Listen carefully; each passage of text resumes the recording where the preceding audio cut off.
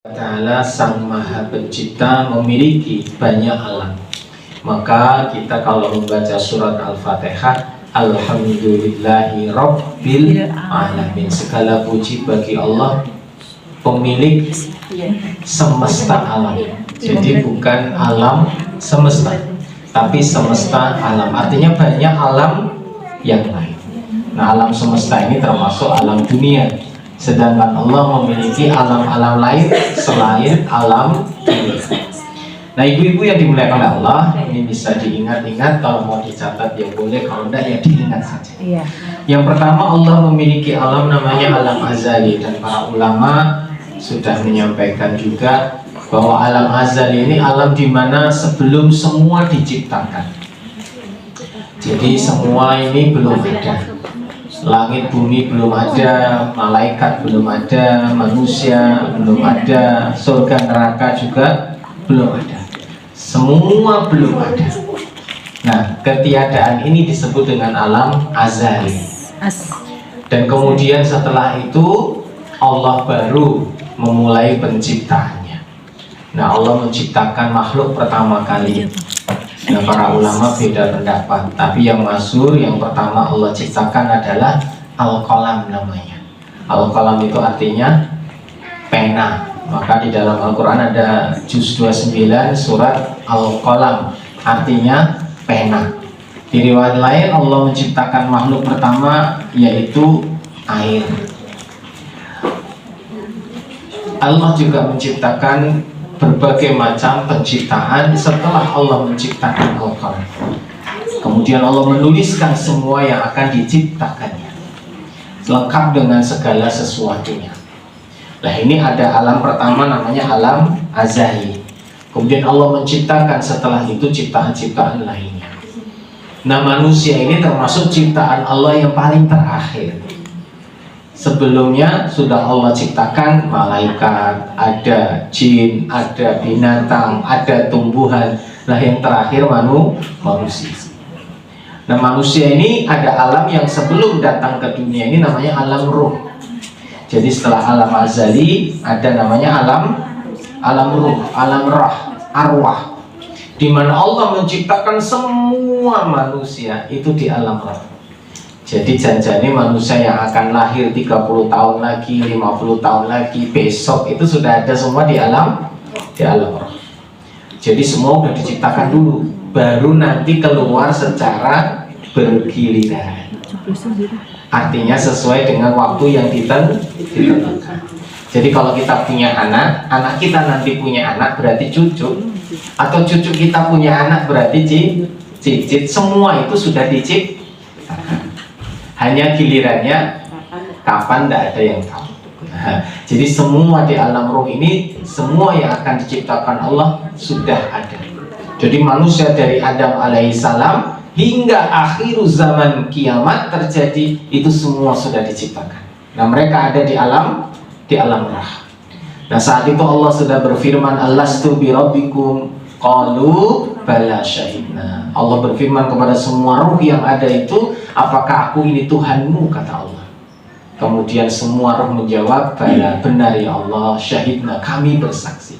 Artinya semua manusia yang diciptakan Allah itu sudah bersaksi bahwa Tuhannya adalah Allah. Nah, kemudian Allah uji apakah kesaksian mereka bertahan hingga akhir hidup nantinya. Dan ternyata tidak.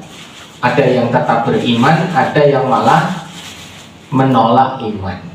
Akhirnya ada hidup yang nantinya su'ul khatimah, ada yang hidup nanti akhirnya husnul khatimah. Nah, yang husnul khatimah ini berarti tetap menuhankan Allah, Tuhannya adalah Allah. Lah, yang sebaliknya su'ul khatimah, orang-orang yang kafir tidak percaya kepada Allah, tidak mau sujud kepada Allah, dan ini yang terjadi.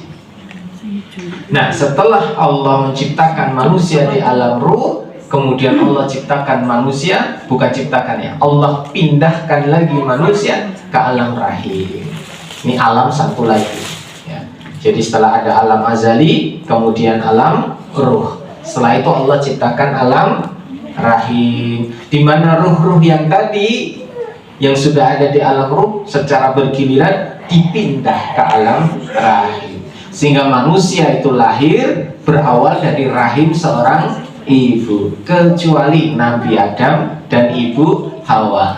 Karena Adam tidak lahir dari bapak dan ibu, langsung diciptakan oleh Allah Ta'ala dengan tangannya, dan kemudian roh itu ditiupkan ke dalamnya.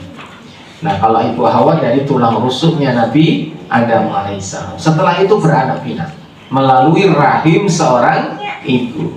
Meskipun Nabi Isa alaihissalam tidak punya ayah, tidak punya bapak, tetap lahir dari rahim seorang ibu, yaitu Ibunda Maryam. Nah, selanjutnya sampai akhir zaman. Ibu di alam rahim ini tidak lama.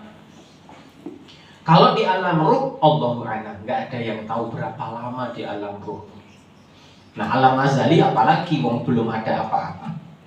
Nah, kalau di alam rahim, ukurannya dengan ukuran dunia, yaitu 9 bulan 10 hari umumnya. Karena bayi di dalam perut rata-rata ya 9 bulan. Meskipun ada yang lebih. Wis umur 12 sasi ora metu.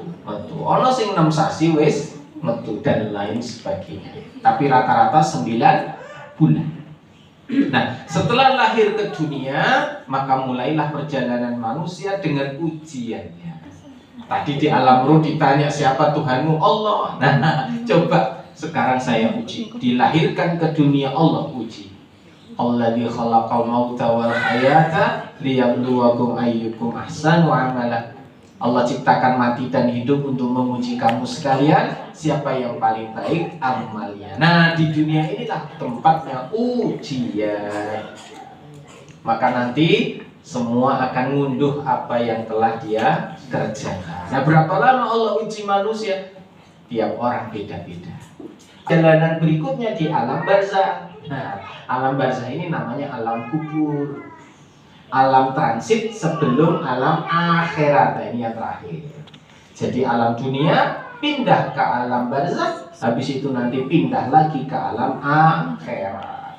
Nah, alam barzah itu alam kubur, termasuk awal dari perjalanan ke alam akhirat. Nah, alam dunia ini nggak akan lama, nanti hilang semua, terjadi kiamat, musnah, nggak akan ada lagi dunia seperti ini. Nanti Allah ganti dengan kehidupan yang lain, nikmat selamanya di surga atau sengsara di neraka. Nah, ibu-ibu yang dimuliakan Allah, قلبي بحبك مغرم